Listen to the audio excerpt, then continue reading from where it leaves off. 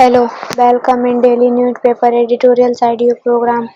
Now headline: Our cities need real mayors with real job. The Economic Times. Money makes the world go round. Now headlines in detail. Our cities need real mayors with real job. The Economic Times. Leverage knowledge of local issues. In If mayors ruled the world, dysfunctional nationalism cities, political theorist Benjamin R. Barber argues that nation-states bogged down by ideological disputes and sovereign rivalries are failing to address global challenges such as climate change, terrorism, and poverty. In contrast, cities and their mayors are performing better, leveraging their knowledge of local issues, public participation, and a democratic inclination for creativity, innovation, and collaboration. Former NYC Mayor Nihil Bloomberg, for instance, made significant strides in public health, while Buenos Aires Mayor H.R. Deleta has created green jobs.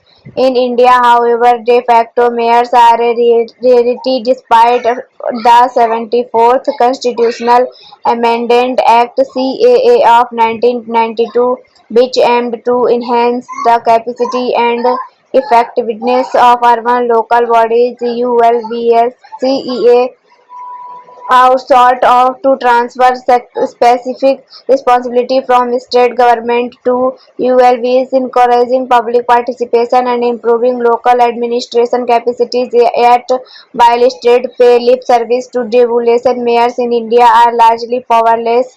There is no uniformity in tenure or elections, and their roles have been reduced to ceremonial position with minimal control over funds and responsibilities. ULBs, including prominent ones like MCD, operate below per delayed elections such as the MCD polls that finally took place on Thursday after a delay on 7 months underscore fragility of these structures.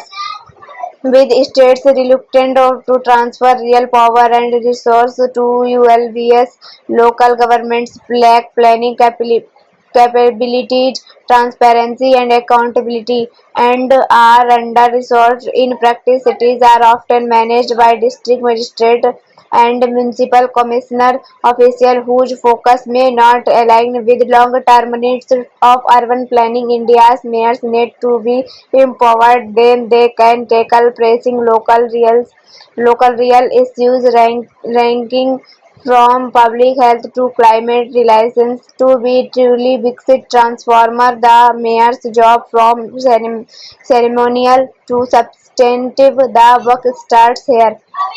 Money makes the world go round. Tackling climate change is expensive business, especially for developing countries that are not only bearing the brunt of impact but must also ensure a green and just transition for their economies, all while maintaining growth. The agenda at the ongoing COP29 in Baku is significant for the global south, reaching an outcome on a newly negotiated climate finance target. The new collective quantified goals NCQG will define future annual finance flows from developed to developing countries. It's set to replace commitments made by developed countries in 2009 to private $100 in a year by 2020 to support climate action in developing countries, a target that has only been get months into 2022. Climate finance has always been a sticky issue. Monday backroom agenda fight over whether the dialogue and implementing last year's global stocktake outcome should progress. Finance demonstrates how contentious this topic is. The global situation, Trump in the White House, collapse of the German government, the war in Ukraine adds layers of difficulty.